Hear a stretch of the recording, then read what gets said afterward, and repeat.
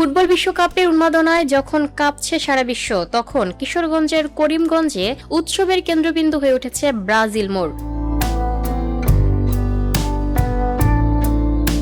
পৌরসভার চরপাড়া ও ঘোনাপাড়া গ্রামের সংযোগস্থলে অবস্থিত এই এলাকাটি 2014 সালের বিশ্বকাপ থেকেই পরিচিত ব্রাজিল মোড় নামে। বিশ্বকাপ উপলক্ষে একদল কিশোর নিজ উদ্যোগে বড় পর্দায় সব ম্যাচ দেখানোর আয়োজন করেছে। নিজেদের চাঁদা, গ্রামবাসী এবং প্রবাসীদের সহায়তায় কেনা হয়েছে প্রজেক্টর। সংস্কার করা হয়েছে একটি পরিত্যক্ত টিন সেট ঘর, যেখানে বসানো হয়েছে বড় পর্দা, রয়েছে বিদ্যুৎ, ইন্টারনেট এবং দর্শকদের জন্য বসার ব্যবস্থা।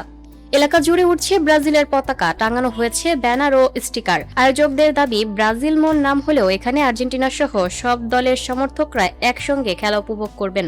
স্থানীয়রা বলছেন, এমন আয়োজনে গ্রামের মানুষের মধ্যে সম্প্রীতি ও আনন্দের বার্তা ছড়িয়ে দেয়। করিমগঞ্জের ব্রাজিল মোড়ে এখন একটাই অপেক্ষা, বিশ্বকাপের বাসি আর প্রিয় দলের জয় উদযাপন। Lucky Akter, up to date news, Dhaka.